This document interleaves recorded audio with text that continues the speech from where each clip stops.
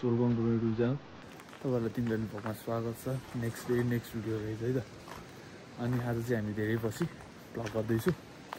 अनि हामीले आज फेरि बिहान बिहानै राति के गरिरहेको छ भन्नु होला। आज चाहिँ हामी एउटा काहीँ नयाँ ठाउँ जानु लागिरहेको छौँ होइन। अनि अहिलेको चाहिँ बिहानको 4 बजिरहेछ। 4 बजी यहाँबाट हिँडिसक्ने भनेर योजना बनाएको। हामी 2 जना मात्र उठिरहेको छौँ कि अहिलेसम्म। हामी 2-3 जना जानु लागेको। एकजना बल्ल उठायौँ। अनि भर्खर उठिसक्नु भएको छ सर पनि होइन। सो अब त्यही नै हो। अब कहाँ जानु लागेको के गर्नु लागेको त्यो चाहिँ हामी गइसकेपछि देखाउँछौँ। सो अब चाहिँ अब हामी यहाँबाट भ्लग सग गर्ने कुरा आउँदैन। अब यस्तो राति के देखिँदैन पनि होइन। सिधै एकैचोटि त्यहाँ गएर भेट्नुपर्ने हुन्छ। अनि हाम्रो बाइकहरू चाहिँ रेडी भइरहेको छ है। यस्तो आज चाहिँ मोटर भ्लग पनि हान्दिउँ भनेर सोचिरहेको छु। अहिले चाहिँ बिहान हिमाल चाहिँ देखिन थालिसकेको छ। सो हामी जाँदैछौँ एकदम भ्यू हेर्नको लागि। ल गाइस है हामी चाहिँ माथि आइसकेको छौँ। बाइक राखेर चाहिँ हामी उकालो चढिरहेको छौँ अहिले चाहिँ। अनि तपाईँहरूलाई यहाँ एउटा बाटोको उची देखाउँछु है त म। यस्तो छ है त यताको बाटोको भ्यू होइन। हामी अलि अगाडि आउनुपर्ने आधी घन्टा जति ढिलो भइसकेको छ हामीलाई होइन। हो यसमा नि हाम्रै आफ्नै आउने साथीहरूकै दोष छ। आधी घन्टा जति उठाउनै लागेर होइन। सो त्यही नै हो। यस्तो बवाल देखिन्छ नि गाइज है। यो चाहिँ कहाँ भन्नुहुन्छ भने रातनाङ्गे पिक भन्छ क्या यो चाहिँ। सो फाब्लु भन्दा माथि छ होइन।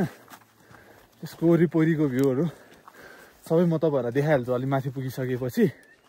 एक साइडको यो चाहिँ यता एक साइडको मात्र भ्यू हो क्या यो चाहिँ होइन। अब योभन्दा अर्को साइडको भ्यू अझ मस्त छ है त।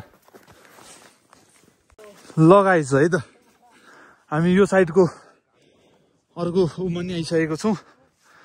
यो घाम उदाएको चाहिँ हेर्नु पाएको भए अझ मस्त हुन्थ्यो है। बेस्ट यहाँबाट हेर्ने भनेको यही घाम उदाएको हो। सन्डा यस्तो बवाल देखिरहेछ नि बवाल हिमाल।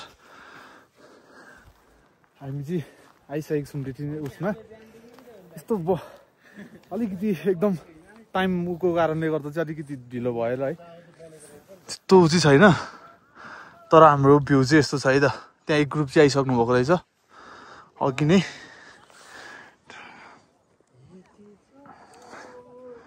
अनि यता त्यस्तो छ क्या पुरै यो चाहिँ त्यो उता गइसकेको छ क्या यो घामले गर्दा कुहिरो चाहिँ होइन। टक्क यो पुरै ढकमक्कै हुन्छ क्या कुहिरोले यतातिर सब यो वरिपरि होइन त्यस्तो छ। सो यताको भ्यूहरू चाहिँ यस्तो छ है त। चढा लाएर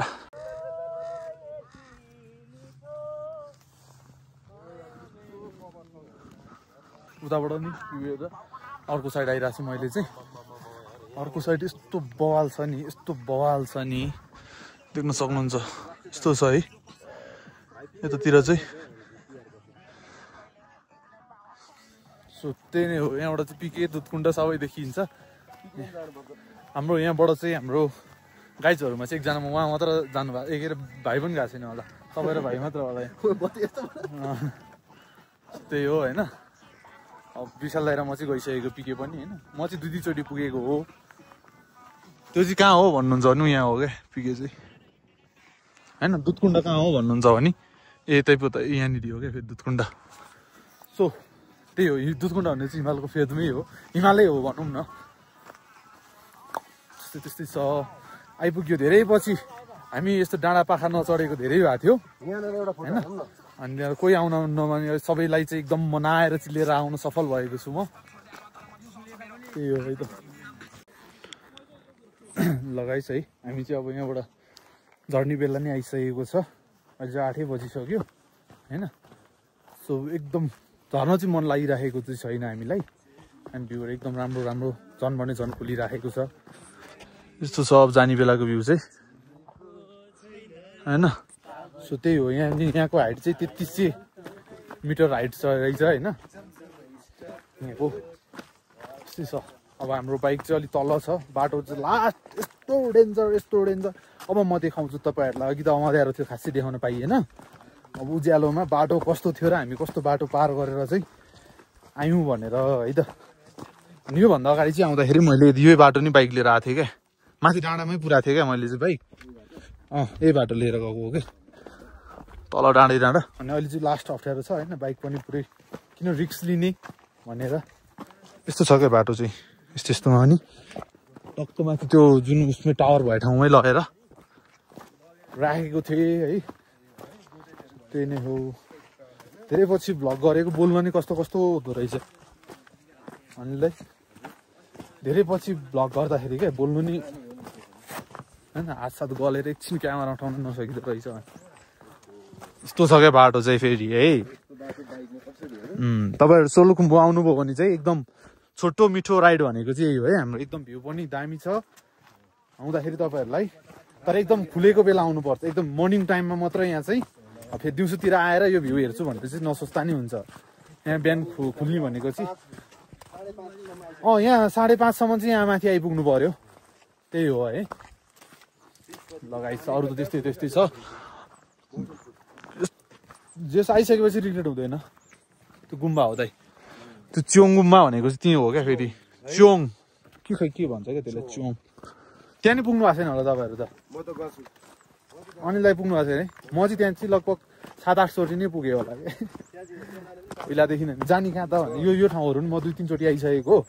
हाम्रो सरहरूलाई चाहिँ मैले 2-3 चोटि नै घुमाइसकेको। अनि आज पनि चल्दिउँ न त भनेर आइदिएको है त हामी। विशालजी चाहिँ यहाँनिर चिप्लेर लडिसक्नुभयो, लडेको अवस्था हुनुहुन्छ। उहाँको आज दिन अलिक खराब चलिरहेछ है होइन। विशाल दाइ के हो तपाईँलाई आज के लागिरहेछ यस्तो? लडेर 2-3 चोटि लडिसक्यो बुढा यार। यस्तो हुन्छ त नि। बाटो चाहिँ हेर्नुहोस् है, हेर्न सक्नुहुन्छ। यस्तो बवाल यस्तो छ त। बाइक लिएर आउन सक्ने मान्छेले चाहिँ माथि लान सक्छ, तर यति बेला चाहिँ सक्दैन। अरू बेला चाहिँ बाटो राम्रो भयो भने माथि लान सकिन्छ है। तर कोही नलिएर आउनु होला, तले नै राखेर आउँदाखेरि राम्रो हो बाइकहरू चाहिँ। किनकि बाटो लास्ट खराब छ है। हजुर लडियो दाइ, के गर्ने।